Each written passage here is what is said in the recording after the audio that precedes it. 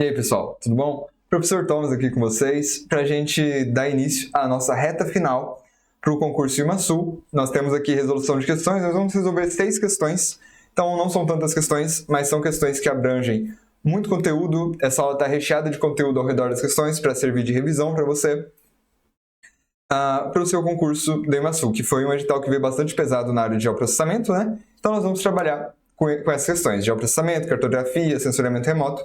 Esse é o nosso tema de hoje. Então vamos lá. Sem perder tempo, reta final, IMASU, área 4, resolução de questões. Mas antes da gente começar, Soma Concurso tem uma notícia muito boa para você, que agora nós estamos trabalhando com cupom de desconto. E aplicando esse cupom de desconto, você consegue 5% de desconto em qualquer curso da nossa plataforma. Você pode fazer isso aplicando, por exemplo, o cupom TOMAS5% para ter esse desconto. Então agora, pessoal, vocês podem ter acesso à plataforma mais completa de concursos para a área ambiental, no precinho agora, e me dando essa força aplicando o meu cupom aí de TOMAS 5%, beleza? Então vamos lá, tá aqui mais uma vez na tela, você pode escolher o cupom TOMAS 5% para ter acesso a esse 5% de desconto em qualquer curso. Bom, pessoal, então só para a gente começar, para a gente dar um pouquinho de contexto, né? Nós estamos falando de uma banca que é o Instituto Avalia. Temos uma prova de múltipla escolha e essa banca tem por característica, a maioria das questões delas são curta e grossa, sabe? Questões curtas, sem muito texto. Então, só para a gente ir conhecendo qual é o histórico da banca, né? Porém, nós não temos um histórico de provas na área ambiental. Então, o que é que nós vamos fazer aqui? Nós vamos passar por questões de várias bancas, procurando principalmente questões recentes, daqueles temas que mais aparecem com base nas outras bancas, já que a gente não tem esse histórico pelo Instituto Avalia. Mas a gente consegue fazer uma resolução de várias questões aqui para você, para que a gente passe pelos principais pontos do seu edital. Então vamos lá. Então vamos começar logo pela primeira questão. Essa questão aqui que está ligada ao tema de topografia e tudo mais, então vamos ver. Então temos aqui, assinale a alternativa que apresenta uma afirmação correta no contexto da cartografia, considerando o sistema geodésico de referência. Temos aqui as letras A, B e C, também as letras D e E, você pode pausar, fazer a questão, e agora vamos para a correção. A definição das superfícies, origem e orientação do sistema de coordenadas usado para o mapeamento e georreferenciamento no território brasileiro são dadas pelo referencial de planimetria, representado pelo CIRGAS 2000. Pessoal, é exatamente isso. É o CIRGAS 2000, que é o sistema de referência atualmente no Brasil, certo? Ele é voltado para a América do Sul como um todo. Então, esse é o gabarito, letra A. Podemos ver agora quais são os erros nas demais alternativas. Letra B. Geóide é uma figura matemática cuja superfície é gerada pela rotação de uma elipse em torno de seus eixos. Pessoal, vocês até podem levar esse conceito para a vida de vocês, mas não com o nome de geóide, e sim com o nome de elipsoide. Beleza? Então a banca fez essa troca aí, né? Botou elipsoide no lugar de geóide, mas esse conceito é o conceito de elipsoide. Ok, letra C. O referencial de gravimetria do Sistema Geodésico Brasileiro, que ainda hoje é o Córrego Alegre, aqui está o erro, né? Acabei de falar para vocês que o nosso sistema de referência é o CIRGAS 2000, e não é o Córrego Alegre. Antigamente era o Córrego Alegre, e aí, se não me engano, foi em 2005, o ano dessa mudança, nós tivemos a mudança pro CIRGAS 2000. Ok? Então, por isso, essa alternativa está errada. Ok, letra D. No Sistema Geodésico Brasileiro, o referencial de altimetria não está vinculado ao geóide, mas apenas ao elipsoide brasileiro, que é o CIRGAS 2000. Pessoal, qual que é o erro dessa questão? Ela falou que é o CIRGAS 2000. Então, por que ela está errada? Porque ele fala que o referencial de altimetria não está vinculado ao geóide, mas sim ao elipsoide. Pessoal, CIRGAS 2000 é o que nós podemos chamar de datum geocêntrico. Porque ele se baseia no geóide. Ok? E aqui ele está dizendo que se baseia no elipsoide, não no geóide. Né? Então, por isso, é o erro dessa alternativa letra D. Se nós formos olhar aqui para Córrego Alegre, o Córrego Alegre é o que nós podemos chamar de datum topocêntrico. Beleza? O sistema topocêntrico, que está ligado ao elipsoide e não ao geóide. Então, por isso que essa alternativa está errada, porque ela diz que Stiglitz 2000 seria ligado ao elipsoide, enquanto que ele é ligado ao geoide. Beleza? Então, podemos passar para a próxima alternativa, alternativa letra E.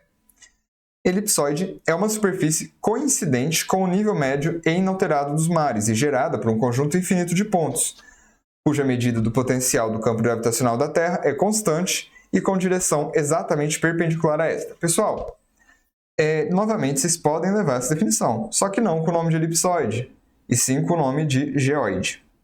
Tá bom? Então a banca fez essa troca aí. Se você estivesse aqui geoide, estaria certo, né? Geoide tem essa definição. Então a banca fez essa troca aí de elipsoide com geoide, bastante comum das bancas fazerem essa troca. E aí nós podemos também determinar que o gabarito que a letra E não é o gabarito. Ficamos com letra A de gabarito da nossa questão. Podemos passar para frente. Certo, pessoal. E aí nessa questão de geoide e elipsoide. Então, a gente viu os conceitos na questão anterior, né? Não precisamos rever conceitos, porque a questão trouxe ali trocado e a gente viu como seria o correto. Mas bem, nós temos então a superfície física terrestre, que é aquela que nós estamos tentando representar, não é mesmo? O geoide e o elipsoide buscam ser aproximações da superfície física terrestre. E aí o geoide seria esse aqui em cinza, que é esse prolongamento do nível médio dos mares. Enquanto que o elipsoide é uma figura geométrica, né? Então é uma figura geométrica certinha aqui, sem essas irregularidades. E aí vocês podem reparar nessas irregularidades aqui ao redor. Olha só, geoide e elipsoide. Né? O elipsoide seria essa figura geométrica em vermelho aqui, sem nenhuma imperfeição. E o geoide, que é o prolongamento do nível médio dos mares, tem todas essas imperfeições e tudo mais. Agora, muitas vezes nós vemos esse tipo de desinformação na internet, dizendo que geoide é a superfície física terrestre. Não. Geoide é uma coisa, superfície física terrestre é outra, certo? Ele tenta se aproximar da superfície física terrestre, mas ele não é a superfície física terrestre exata. É o prolongamento do nível médio dos mares sobre o continente, aquela coisa toda, certo? Então, por isso que a banca também pode tentar te confundir entre esses três caras, geoide, elipsoide e a superfície física, né? A superfície real. Mas você vai saber essas diferenças. Ok, então, visto isso aqui, podemos passar para a nossa segunda questão, que é uma questão que fala sobre sensores, né? Já entrando agora no campo do sensoriamento remoto. Bom, então ela nos diz o quê? Sensor ativo é aquele que se utiliza de uma fonte de radiação eletromagnética artificial construída pelo homem, já que o Sol e a Terra emitem baixíssima quantidade de radiação eletromagnética em certas regiões do espectro eletromagnético. Certo, então aqui já fica uma definição para vocês, né, do que é sensor ativo. Muitas vezes esses começos das questões trazem essas definições que podem ser úteis em outro momento, né? Assinale a alternativa correspondente a um sensor ativo de forma correta. Bom, pessoal, então, dessas 5 alternativas, a única que diz respeito a um sensor ativo é SAR, letra D. Então, falou em sensor ativo, falou em radar. Beleza? Então, se estiver falando de radar, radar é um sensor ativo, justamente porque ele emite a radiação eletromagnética e depois capta a resposta dessa radiação que ele mesmo emitiu. Ok, e aí, ETM+, OLI e MSS são todos da série Landsat. Beleza? Todos da série Landsat. ETM+, ele é do Landsat 7, o OLI está presente nos Landsats 8 e 9, e o MSS, se eu não me engano, ele esteve presente dos Landsats 1 até o 5. Enquanto que o MSI é um sensor que está presente nos satélites Sentinel-2A e Sentinel-2B. Ok, então apenas mais informações para vocês, mas o foco da questão era saber que SAR é um sensor ativo e que todos esses outros são sensores passivos. Certo, pessoal? Então, nós estamos falando de um sensor ativo. Bom, vamos imaginar a Terra aqui. Esse sensor ativo, que é o SAR, ele emite uma radiação eletromagnética e aí ele recebe a resposta, né, dessa radiação eletromagnética. Certo? E aí ele opera numa faixa específica do espectro eletromagnético. Então, os radares... Vou fazer diferente aqui, vou colocar... Então, o sensor ativo, nós podemos ver aqui com a mesma coisa de um radar, no contexto do sensoriamento remoto, ele opera na faixa das microondas. Mais para frente, nós vamos ver o espectro eletromagnético. Aí vocês vão perceber que a faixa das microondas tem pouca energia, certo? Então, pouca energia, o que significa que tem um comprimento de onda grande, ok? O comprimento de onda é grande e a frequência é baixa. Justamente porque é um radar quem está gerando essa... É um satélite ali, né? Quem está gerando essa energia que está sendo levada. Por isso não seria uma energia tão alta. Agora, quando nós falamos de sensores passivos, qual que é a fonte de energia que eles usam? O próprio Sol.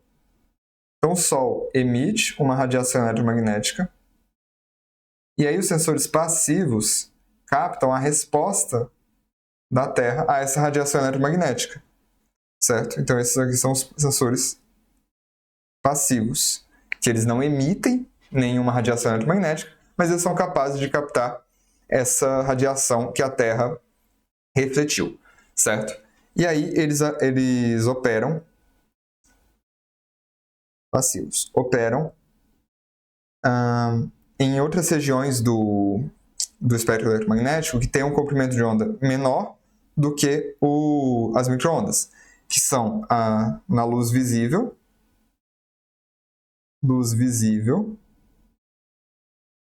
e também, então eles operam na luz visível e também no infravermelho, certo? Então nós temos essas diferenças entre sensores ativos e passivos, que vira e mexe as bancas acabam cobrando também. Bom, pessoal, podemos passar para a nossa terceira questão. Essa questão é uma questão assim que ela aparentemente parece tranquila, pequena, né? Mas quando você começa a puxar a quantidade de conhecimento que você precisa puxar para responder ela, vocês vão ver que ela se desdobra em muita coisa. E ela é uma questão chave assim, para a gente conseguir revisar vários conceitos, várias coisas. Então vamos lá. Na composição, geração de um mosaico, acho que eu copiei errado aqui, mas enfim. Nós temos um mosaico RGB para as imagens do Landsat 8. Então, do Landsat 8 especificamente. Então, nós temos aqui, no canal R, foi colocada a banda 6, canal G, banda 5, canal B, banda 4. E aí, nós esperamos que a vegetação apresente qual cor, né? Uma vegetação densa, inclusive. Bom, primeiramente, pessoal, o que é essa história aqui de canal R, canal G, canal B?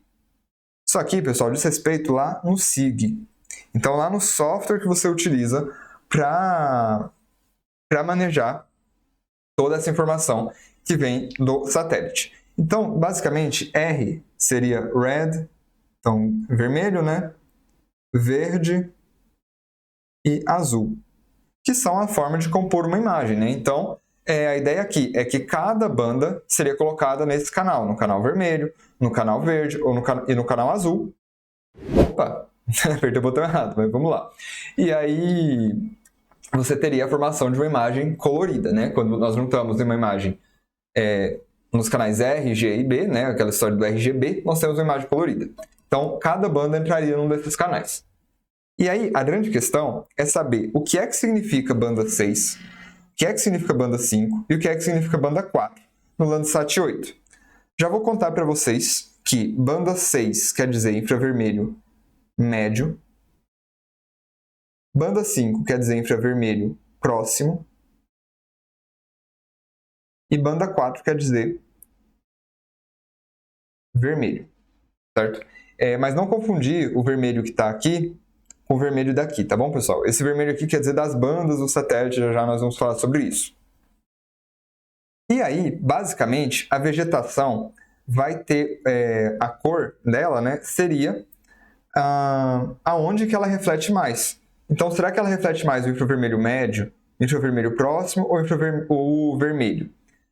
A que a vegetação mais reflete é o infravermelho próximo, certo? Na sua assinatura espectral. E o infravermelho próximo está no canal verde. Então, por isso, essa imagem, no final das contas, vai ter a vegetação densa na cor verde. E aí não é porque a vegetação é verde, não é porque a gente olha para a planta e a vegetação a gente está vendo as folhas ali verdes. Não, nesse caso é porque colocou o infravermelho próximo no canal verde. Se tivesse colocado no vermelho, a vegetação, o resultado dessa imagem seria uma vegetação com tonalidade vermelha. Tá bom, pessoal? Então é porque nesse caso, especificamente, se colocou no canal verde. Mas se colocasse em outro, a banda 5, nós veríamos essa vegetação com outra cor. Ok, pessoal, pode ter ficado um pouco confuso, mas vamos passar por mais alguns temas, mais algumas coisas para a gente aclarar isso tudo certinho. Então eu coloquei aqui essa tabela do Landsat 8. E aí isso aqui é uma coisa que eu considero um pouco complicada, né? Porque às vezes as bancas vêm cobrando, como que é a imagem lá do Landsat 8? E é do 7, e é do Sentinel, e acaba virando um decoreba. Mas as bancas fazem isso às vezes. E aí às vezes pode ser interessante que você saiba pelo menos do Landsat de cabeça o que cada banda significa, tá bom? Eu sei que é chato, mas as bancas fazem por vezes, então a gente acaba tendo que lidar com isso. Bom, então aqui no Landsat 8, eu comentei que nós tínhamos o Oli, né? No Landsat 8. E aí ele tem essas bandas, azul costeiro, azul, verde, vermelho, infravermelho próximo, infravermelho médio de novo, a banda pancromática e, por fim, a banda Cirrus. Vamos focar naquelas que o exercício trouxe pra gente, que eram as bandas do vermelho, infravermelho próximo e do infravermelho médio. Ok? Então, a banda do vermelho estaria captando imagens, olha só, de 0,64 a 0,67 micrômetros. Então, nós estamos falando de imagens por aqui, mais ou menos, né? Então, ela estaria captando a resposta espectral nessa faixa do espectro eletromagnético. Ok? Já o infravermelho próximo, nós estaremos falando de algo aqui assim, mais ou menos, né? Então, essa aqui é a banda 4, essa daqui é a banda 5, e o infravermelho médio, um pouco mais para cá. Né? Essa daqui é a banda 6. Então, essas seriam as bandas que esse exercício está cobrando da gente. E aí eu já aproveito para esse assunto para dizer para vocês que os satélites, que os sensores são capazes de captar informação de diversas partes do espectro eletromagnético. Então, cada banda capta a informação, tem a mesma imagem daquele mesmo local, mas capta informações diferentes, porque capta uma parte diferente do espectro eletromagnético.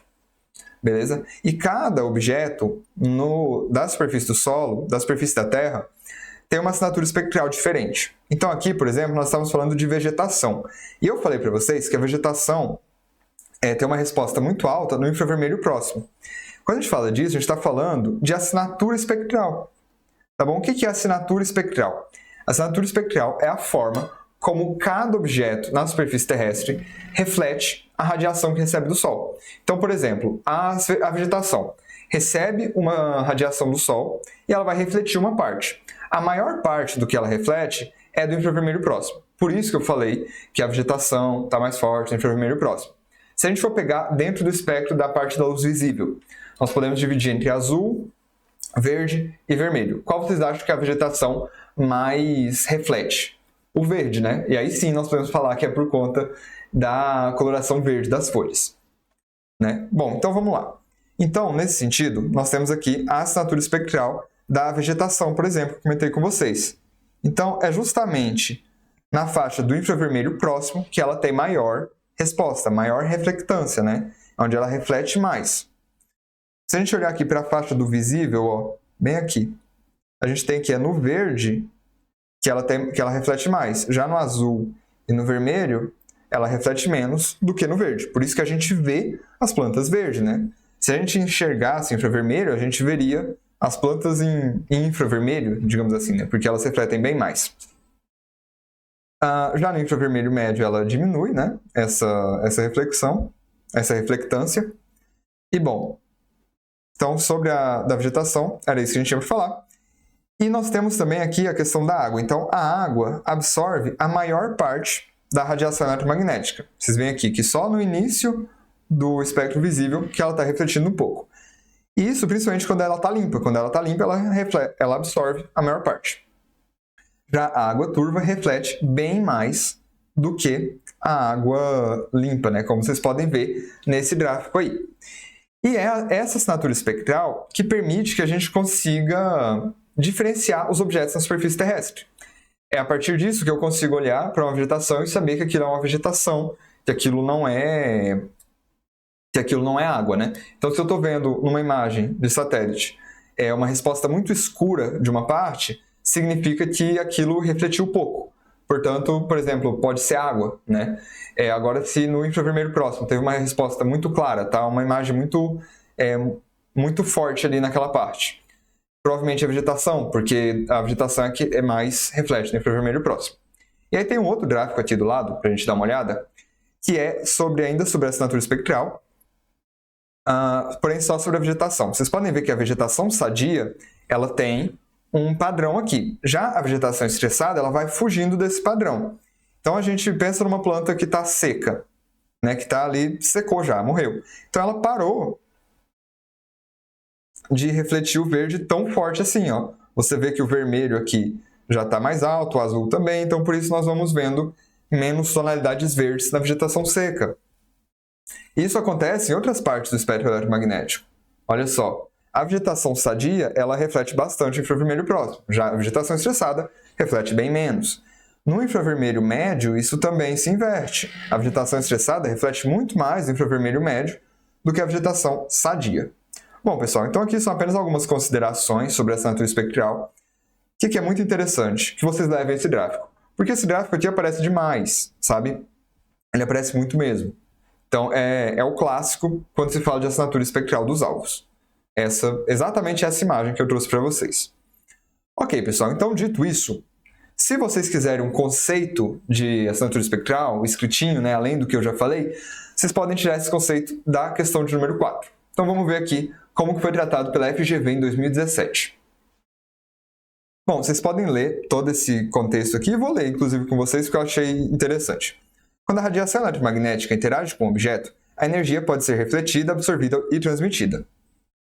Então, parte é absorvida, parte é transmitida e parte é refletida, né, para gerar assinatura espectral. A reflectância de um objeto depende das propriedades do objeto e pode ser medida, variando em função do comprimento de onda da energia resultante observada. Ok. A curva da figura a seguir, essa figura, mostra os diferentes valores de reflectância da folha verde de uma árvore considerando uma determinada região do espectro eletromagnético, envolvendo os comprimentos de onda do azul, verde, vermelho, na região do visível e também do infravermelho próximo. E se vocês forem olhar aqui nesse gráfico, vocês vão ver que é uma coisa semelhante àquilo que a gente estava vendo no gráfico anterior, né? A curva que mostra a variação da reflectância de um objeto em função do comprimento de onda é denominada assinatura espectral. Pessoal, então, se vocês quiserem anotar um conceito, pegar alguma coisa aí para ler, vocês podem levar o que essa questão traz aqui para a gente, porque dá um contexto muito legal para a gente entender o que é assinatura espectral. Beleza? Bom, podemos passar então para a questão de número 5. Aqui a gente já começa a voltar um pouquinho lá na cartografia. Temos só mais duas questões. E a gente vai falar de escala. Por algum motivo obscuro, não sei que motivo é esse, as bancas adoram questão de escala. Então, assim, é bom pra gente, porque são questões fáceis, né? São questões tranquilas, geralmente não são muito complicadas, mas que tem alguns peguinhos, podem complicar um pouco. Mas então a gente vai passar por elas, sem muita dificuldade. Já fiz duas questões relativas à escala. Vamos lá. Bom, pessoal, coloquei aqui na tela para vocês, enquanto falava, eu escrevi aqui. A escala, ela segue essa fórmula de Dzinho sobre Dzão, né? Uma fórmula conhecida, tranquila, que a gente já viu várias vezes durante a nossa vida. E, bom, basicamente, a gente pode ver isso aqui, sair dessa fórmula e ver isso aqui como uma regra de 3, né? Que diz x centímetros equivale a y centímetros na vida real. Então, x centímetros no mapa equivalem a y centímetros na vida real. Então, nós podemos ver isso aqui de maneira mais simplificada do que essa fórmula, mas também não é nenhuma fórmula complicada, né? Bom, então vamos partir logo para o que é essa questão que é da gente.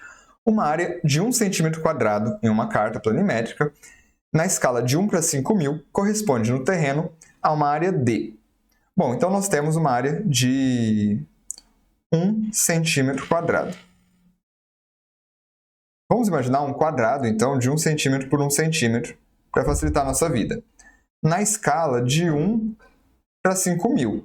Quer dizer, então, que 1 centímetro nessa escala equivale a 5.000 centímetros, né? Então, é a mesma coisa de imaginarmos um quadrado de 5.000 centímetros de lado. Ou melhor, um quadrado de 50 metros de lado. E aí, se nós fizermos aqui a área é igual a 50 vezes 50, nós vamos ter que a área desse quadrado é igual a 2.500 metros quadrados.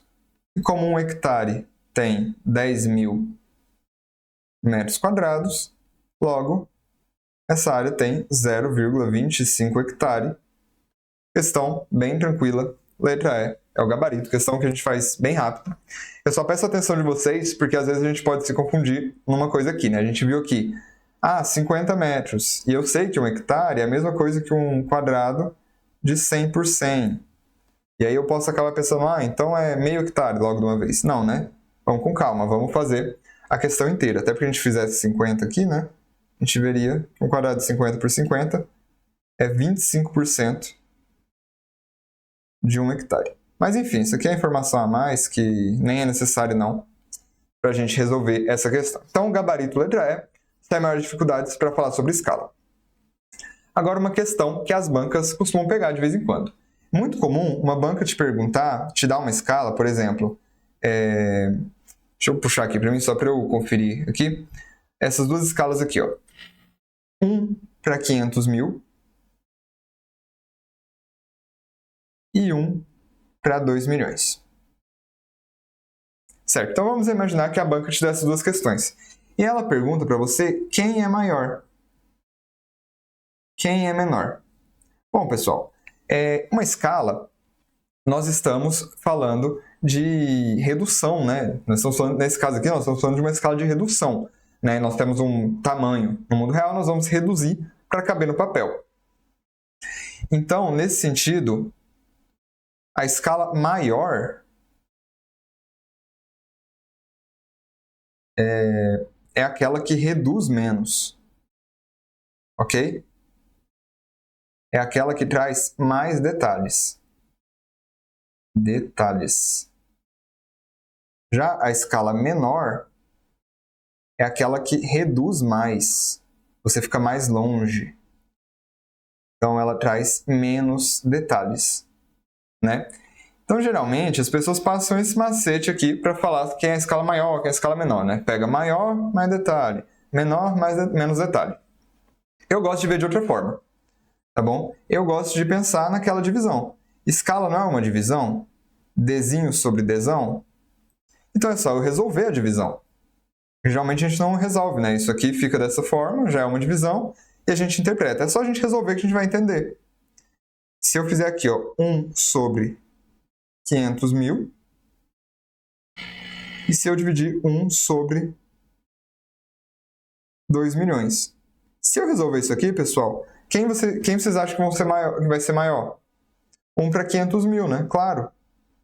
Se eu resolver isso daqui, o resultado disso, 1 para 500.000, é maior que o resultado de 1 para 2 milhões. Portanto, eu prefiro olhar dessa forma aqui quando a gente vai estudar escalas maiores ou escalas menores, beleza? Simplesmente olhar para a divisão. Ok, então agora a gente falou disso, a gente pode partir para a nossa última questão, questão de número 6. A distância em linha reta entre Porto Alegre e Estância Velha é de aproximadamente 40 km. Um cartógrafo, com essa informação, passa a elaborar 2 mapas, em que é possível traçar um percurso entre os 2 municípios, com escala de 1 para 500.000 e outro com escala de 1 para 2 milhões. Acerca dos 2 mapas citados, assinale a alternativa correta. Bom, pessoal, aí nós temos as alternativas A, B, C, D e E. Ok, então na A, ele nos diz que os 2 mapas apresentarão a distância linear entre os 2 municípios com o mesmo tamanho. Gente, com o mesmo tamanho, se são de escalas diferentes? É claro que não. Então a letra A já está errada. Vamos nem calcular isso não. Os mapas apresentarão distâncias lineares distintas. Sim, de fato. No mapa de escala 1 para 500 mil, a distância entre os dois municípios será de 2 centímetros. Já no mapa com escala de 1 para 2 milhões, a distância linear será de 8 centímetros. Gente, essa escala aqui é maior. E essa escala aqui é menor. A escala menor, comentei para vocês, que ela reduz mais. Se ela reduz mais, como que a distância vai estar maior do que na anterior? Então, letra B, errado também. E não é esse o nosso gabarito. Não faria sentido uma coisa dessa. Letra C. Mesmo sabendo que os mapas vão representar a distância entre Porto Alegre e Estância Velha, é preciso saber que ambos apresentam escalas bem diferentes.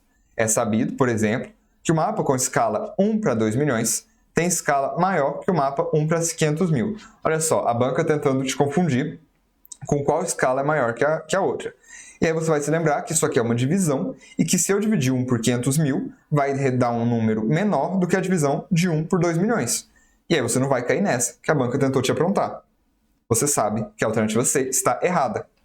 Letra D. O mapa com escala de 1 para 500 mil reduz menos a área real e apresenta uma distância linear de 8 centímetros entre os dois municípios. Já o mapa com escala de 1 para 2 milhões reduz mais a área e apresenta uma distância linear entre os dois municípios de apenas 2 centímetros. Pessoal, 1 para 500 mil reduz menos. Fato. 1 para 2 milhões reduz mais. Correto. A gente só vai ficar na dúvida desses valores, né? Então, por enquanto, vamos segurar essa letra D. Mas talvez a gente nem precise fazer conta, não.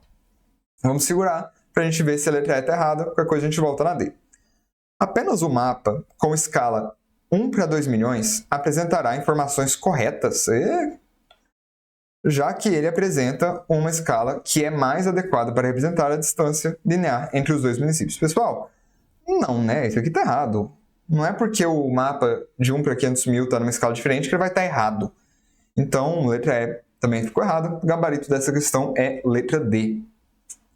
Bom, pessoal, então aqui o gabarito de tudo que a gente falou. Quero agradecer por quem esteve presente aqui no nosso bloco. Quero lembrar vocês do nosso cupom de desconto. Vocês podem usar o cupom TOMA5% para ter 5% de desconto em qualquer curso da plataforma, ok? Então vou puxar aqui para mim, pessoal, que nós vamos ficando por aqui com o nosso bloco de questões para o seu concurso do IMASU. E nós vamos ter outros blocos como esse mais para frente para a gente abordar mais. Tem muitas outras coisas do edital que a gente acabou não falando na aula de hoje, que vão ser falados em outro momento. Então, até mais, a gente se vê em outros momentos.